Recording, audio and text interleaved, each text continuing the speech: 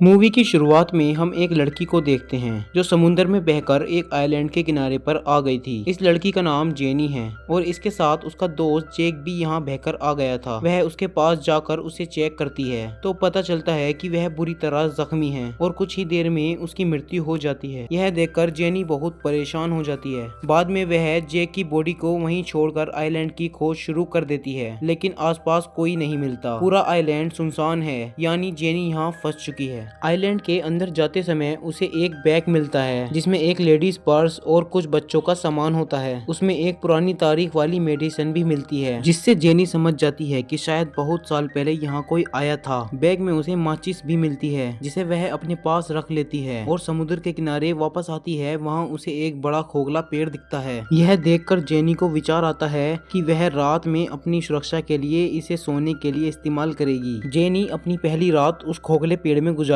है। सुबह उठकर वह देखती है कि समुद्र के किनारे कई मछलियां आ गई हैं, जिनमें एक छोटी शार्क भी है जिसका आधा शरीर खाया हुआ है। वह अपने खाने के लिए कुछ मछलियां ले लेती है। तभी उसकी नजर एक जगह पर पड़ती है जहां 3 लोगों की कब्रें हैं। यह देखकर जैक के लिए भी एक कब्र खोदती है। रात हो जाती है। अगली सुबह जेनी की आंख खुलती है और वह समुद्र में एक सूटकेस देखती है। वह सूटकेस लेने के लिए समुद्र में जाती है और उसे खींचकर किनारे लाती है। तभी उसे पानी के नीचे कुछ महसूस होता है। वह नीचे देखती है तो उसे एक बड़ा सा गड्ढा दिखाई देता है, जिसे देखकर वह हैरान हो जाती है। बाहर आकर सूटकेस खोलती है जिसमें उसे कुछ जूते और कपड़े मिलते हैं जिन्हें वह पहन लेती है। रात होने पर वह सूटकेस के सामान को चेक करती है और उसमें उसे कुछ तस्वीरें मिलती हैं। तस्वीरों से उसे पता चलता है कि यहाँ एक परिवार छुट्टियां मनाने आया था, जिसमें एक कपल और उनके 2 बच्चे थे। तभी एक प्लेन ऊपर से गुजरता है। जेनी अपनी फ्लेयर गन चलाती है, लेकिन तब तक प्लेन जा चुका होता है और फ्लेयर की गोली नीचे गिरने लगती है। तभी वह अपनी परछाई में एक क्रिएचर को देखती है। डर के मारे वह आइलैंड की ओर भागती है और एक जगह छिप जाती है। वह क्रिएचर उसे ढूंढने लगता है, जिससे जेनी और डर जाती है। पूरी रात वह डर के साए में गुजारती है। अगली सुबह जेनी फिर से उन तस्वीरों को देखती है और एक तस्वीर में 2 चमकती आंखें नोटिस करती है। उसे समझ आ जाता है कि यह वही क्रिएचर है जिसे उसने रात में देखा था और शायद उसी ने उस परिवार को मारा होगा। यह सोचकर वह और डर जाती है और अब किसी भी तरह इस आइलैंड से निकलना चाहती है। वह सूटकेस में अपनी लाइफ जैकेट डालती है और उसमें बैठकर तैरकर निकलने की कोशिश करती है, लेकिन सूटकेस पलट जाता है और उसका यह प्लान फेल हो जाता है। वह वापस आइलैंड पर आती है और अब उस क्रिएचर से बचने के लिए एक सुरक्षित जगह की तलाश करती है। वह उसी खोखले पेड़ का उपयोग करती है। रात होने पर क्रिएचर फिर आता है और उसे पता चल जाता है कि जेनी उस पेड़ के अंदर छिपी है। वह पेड़ को तोड़ने की कोशिश करता है, लेकिन नाकाम रहता है और थककर चला जाता है। अगली सुबह जेनी देखती है कि क्रिएचर ने पेड़ पर कई वार किए थे, जिससे वह पेड़ काफी ज्यादा टूट गया था। वह एक नया प्लान बनाती है। वह समुद्र से कुछ बड़ी मछलियां पकड़ती है और उन्हें एक पेड़ पर लटका देती है ताकि क्रिएचर रात में मछलियां खाकर चला जाए और उसकी जान बच जाए। अगली सुबह वह देखती है कि उसका प्लान काम कर गया। क्रिएचर ने मछलियां खा ली थी। तभी उसकी नजर समुद्र के किनारे एक सड़ी हुई बॉडी पर पड़ती है। वह उस बॉडी को भी पेड़ पर लटका देती है ताकि क्रिएचर उसे खाए और उसे छोड़ दे। रात के लिए उसने एक गड्ढा खोदा जिसमें वह छिप जाती है। रात में क्रिएचर आता है और उस बॉडी को खा जाता है। तभी जेनी को अपने पास कुछ आवाजें सुनाई देती हैं और उसे क्रिएचर के पैर दिखते हैं। वह डर के मारे कांपने लगती है, लेकिन खुद को संभाल लेती है।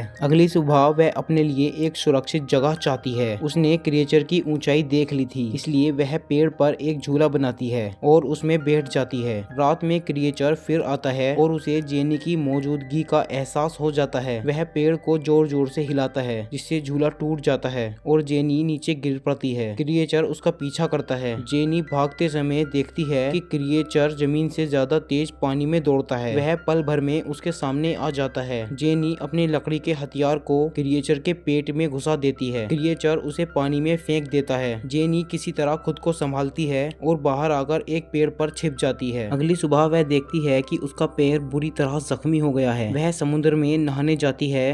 तभी उसकी नजर एक राफ्ट पर पड़ती है जिसमें उसके 2 दोस्त लुक्स और मिया हैं, जो किसी तरह सरवाइव करके यहाँ पहुँचे हैं। जेनी उन्हें देखकर बहुत खुश होती है और उन्हें खाने के लिए कुछ मछलियाँ देती है। वह उन्हें क्रिएचर के बारे में बताती है और कहती है कि हमें यहाँ से जल्दी निकलना होगा क्योंकि वह 7 दिन से यहाँ फंसी है। लेकिन लुक्स और मिया उसकी बातों पर विश्वास नहीं करते। वे कहते हैं कि वे 5 दिन से समुद्र में भटक रहे हैं और अब जाकर यह आइलैंड मिला है। वे यहाँ से नहीं जाना चाहते। जेनी उन्हें तस्वीरें दिखाती है जिनमें क्रिएचर साफ दिखता है, लेकिन फिर भी वे नहीं मानते। जेनी समझ जाती है कि वे उसकी बात नहीं मानेंगे। वह छिपकर उनकी राफ्ट चुराकर भागने का प्लान बनाती है, लेकिन वे उसे पकड़ लेते हैं। मिया उस पर हमला करती है जिससे वह बेहोश हो जाती है। जब उसकी आंख खुलती है वह खुद को बंधा हुआ पाती है और रात हो चुकी होती है। वह लुक्स को मनाने की कोशिश करती है, लेकिन वह नहीं मानता। इधर मिया आइलैंड पर घूमने जाती है, तभी क्रिएचर पानी से निकलकर उस पर हमला करता है। उसकी चीख सुनकर लुक्स वहां जाता है, लेकिन क्रिएचर मिया को पानी में खींचकर मार देता है। यह देखकर लुक्स डर जाता है और एक पेड़ पर चढ़ जाता है। सुबह होने पर भी वह नीचे नहीं आता। जेनी उसे समझाती है कि क्रिएचर सिर्फ रात में ही आता है। यह सुनकर लुक्स नीचे आता है और अब जेनी की बात मानने को तैयार हो जाता है। वे कुछ मछलियाँ और नारियल लेते हैं और राफ्ट में सवार होकर निकलने की तैयारी करते हैं। राफ्ट में जेनी को खून के धब्बे दिखाई देते हैं, जिससे वह समझ जाती है कि लुक्स और मिया ने सरवाइव करने के लिए शायद अपने किसी साथी को मारकर खाया होगा। जैसे ही वे राफ्ट से निकलने लगते हैं, लुक्स को क्रिएचर दिखाई देता है। दोनों घबरा जाते हैं और राफ्ट को चारों तरफ से ढक लेते हैं, लेकिन क्रिएचर नीचे से राफ्ट में घुसकर उन पर हमला करता है। लुक्स फ्लेयर गन से उस पर हमला करता है, लेकिन क्रिएचर जेनी को पकड़कर ले जाता है। जेनी चाकू से उस पर कई वार करती है, तभी लुक्स उसे बचाने के लिए पानी में आता है। क्रिएचर जेनी को छोड़कर लुक्स को पकड़ लेता है और उसे अपने गड्ढे में ले जाता है। जेनी फिर से आइलैंड पर पहुंचती है। लुक्स की मौत से उसे बहुत दुख होता है। वह क्रिएचर का सामना करने का फैसला करती है। वह लकड़ियों और कब्र से निकाले गए कंकालों से नुकीले हथियार बनाती है। वह क्रिएचर को आग में जलाने का प्लान बनाती है। सूखी झाड़ियों से एक घेरा बनाकर वह ट्रैप तैयार करती है। रात होने पर क्रिएचर आता है। जेनी झाड़ियों में आग लगा देती है, जिससे क्रिएचर उसमें फंस जाता है। वह अपने हथियारों से उस पर हमला करती है, जिससे वह घायल हो जाता है। क्रिएचर उसे पकड़ लेता है, लेकिन जेनी उस पर वार करके भागती है। क्रिएचर उसके सामने आ जाता है, लेकिन वह इतना घायल हो चुका होता है कि गिर पड़ता है। जेनी उस पर कई वार करती है और उसका गला काट देती है। आग से पूरा आइलैंड जलने लगता है। जेनी का प्लान काम कर गया था, क्योंकि इतनी बड़ी आग को देखकर कोई न कोई बचाव के लिए आएगा। इस तरह जेनी आइलैंड से बचकर निकलने में कामयाब हो जाती है।